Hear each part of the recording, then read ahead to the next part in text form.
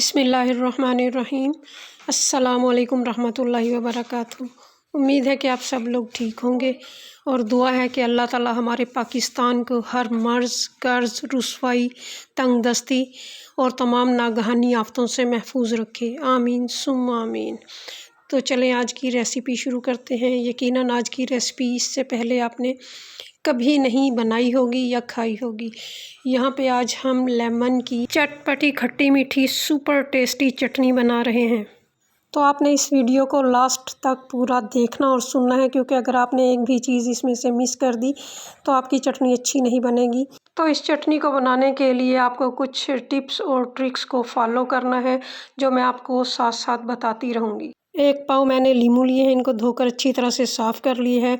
लीमू जो हैं बड़े जूसी और पतले छिलके वाले होने चाहिए, मोटे छिलके वाले या खुश्क लीमू इस्तेमाल नहीं करेंगे। इनके मैंने छोटे छोटे टुकड़े कर लिए हैं और तमाम बीजों को मैंने अलहदा कर लिया है। अगर एक भी बीज इसमें बाकी रह गया तो चटनी हमारी ख़राब हो जाएगी। इन छोटी छोटी बातों का ख्याल रखना बहुत ज़रूरी है। अब मैं करने लगी हूँ इसको ग्राइंडर।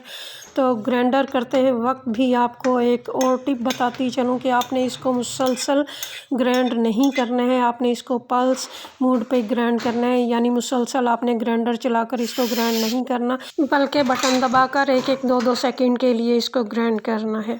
तो माशाल्लाह से लीमू का पेस्ट हमारा तैयार हो चुका है। यहाँ पर मैं आपको एक बात और बताती चलूँ कि जब आप इसको ग्राइंड करने लगें तो आपने इसमें पानी बिल्कुल भी नहीं डालना है और इस तरह का दानेदार सा पेस्ट तैयार कर लेना है बग़ैर पानी के। तो अब चलते हैं हम इसको पकाने की तरफ। यहाँ पर मैंने एक पैन ले लिया है और ये लीमू का पेस्ट मैं इसमें डाल दूँगी। मैंने अभी चूल्हा नहीं जलाया है। तो जितनी हमारा लीमू का पेस्ट था, यानी जिस बर्तन में हमारा लीमू का पेस्ट था, उसी बर्तन में मैंने उतनी ही चीनी ले ली है। तो चीनी लीमू के पेस्ट के बराबर ही लेनी है।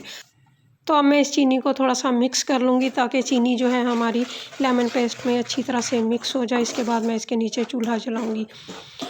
और चटनी बनाने का ये जो प्रोसेस है आपने एक टाइम में ही करना है। ये ना हो कि आप लीमू काट कर रख दें और ये कहें कि हमने शाम को चटनी बनानी है। इस तरह करने से आपकी चटनी का पूरा टेस्ट जो है वो ख़राब हो जाएगा। जिस वक़्त आपने चटनी का इरादा करना है आपने उसी वक़्त इसको बना लेना है।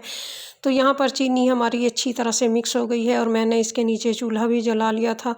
तो अब हम इसमें चंद मसाले डालेंगे। सबसे पहले मैं इसमें काला नमक डालूँगी, ये 1 टीस्पून है। 1 टीस्पून भर के मैंने नमक का डाल दिया है। सुर्ख मिर्च पाउडर 3 टीस्पून डाला है मैंने इसमें।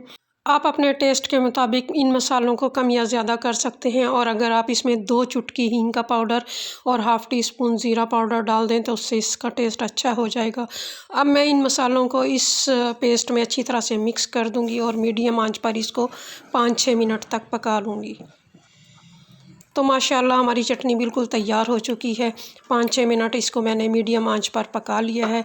ये गाढ़ी हो चुकी है और इसमें चमक भी आ चुकी है। चूल्हा मैंने बंद कर दिया है। इससे गाढ़ा हमें इसको नहीं करना है, क्योंकि ये ठंडा होने के बाद मज़ीद गाढ़ी हो जाएगी। और जब ये ठंडी हो जाए तो किसी साफ़ और खुश्क जार में आप इसको निकाल कर रख दें और आप इसको 1 साल या 1.5 साल के लिए इस्तेमाल कर सकती हैं। ये कभी भी ख़राब नहीं होगी। आप इसको रमज़ान रेसिपीज़ के साथ इस्तेमाल कर सकती हैं। आलू वाला पराठा या सिंपल पराठा के साथ आप इसको खा सकती हैं। बहुत ही मज़े की चटपटी सी खट्टी मीठी चटनी तैयार है। तो अगर आपको मेरी रेसिपी अच्छी लगे तो इसको सब्सक्राइब करें, शेयर करें और लाइक ज़रूर करें और कमेंट्स ज़रूर किया करें कि आपकी रेसिपी कैसी बनी। दुआओं में याद रखिए। चलते चलते आखिरी बात, जो औरत खुशबू लगाए और गैर मर्द उसकी खुशबू सूंघें तो ऐसी औरत ज़ानिया कहलाती है।